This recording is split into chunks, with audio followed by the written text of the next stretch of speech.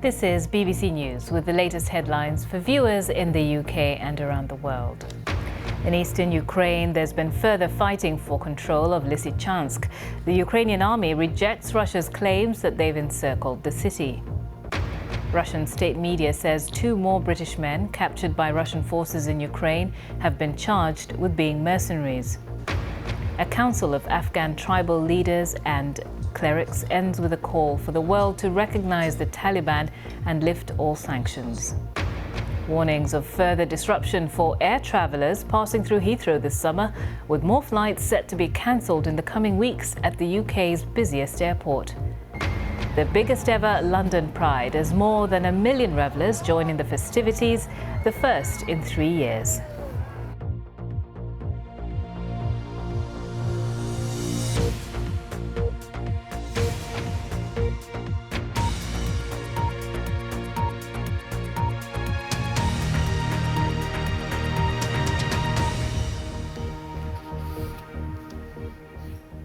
Hello and welcome if you're watching here in the UK or around the world.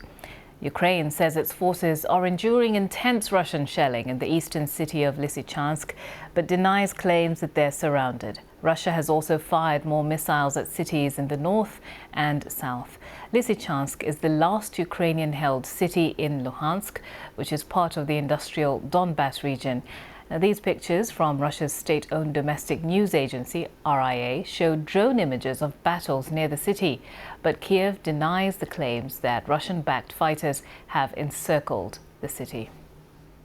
Elsewhere, Russia is continuing its missile strikes in the south. Ukraine's military says Mykolaiv has been hit by 10 missiles targeting the port and other industrial infrastructure. It's not yet clear if there are any casualties. The Ukrainian authorities have accused Moscow of hitting civilian targets in an effort to force them into making territorial concessions. Meanwhile, 2 more Britons captured by Russian forces in Ukraine have been charged with being mercenaries. That's according to Russian state media. It comes after 2 other British men were sentenced to death last month. Joe Inwood reports. Andrew Hill travelled to Ukraine to help